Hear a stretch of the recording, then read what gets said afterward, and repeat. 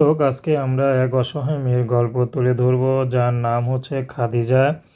খাদিজা দেখতে সুন্দর হলে বড়ই অসুখী, কারণ খাদিজার স্বামী নেই, তাকে ফেলে দিয়ে চলে গেছে। খাদিজার একটি সন্তান আছে।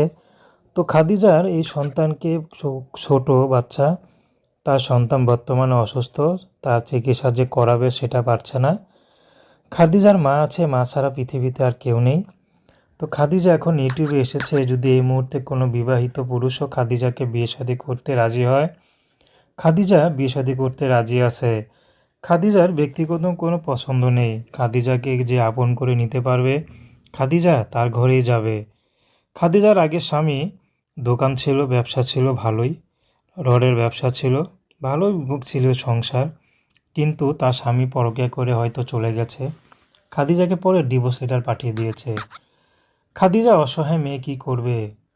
না বাপের বাড়ি ছাড়া কোনো উপায় নেই, তার মধ্যে মা খুব অসুস্থ, পরের বাসায় কাজ করে যা পায় তা দিয়ে কোনো মতে সংসার চলে। তো বর্তমানে খাদিজা চাচ্ছে যদি ভালো একটা জীবনসঙ্গী পায়, যে তার বাচ্চাটির চিকিৎসা করাবে, খাদিজা তাকেই